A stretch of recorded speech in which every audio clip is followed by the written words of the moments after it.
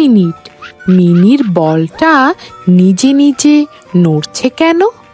Mini অবাক হয়ে গেল। বলটা আবার নড়ল। মাহি ভাবছে এটা কি হচ্ছে। বিঙ্গো ধীরে কাছে গেল।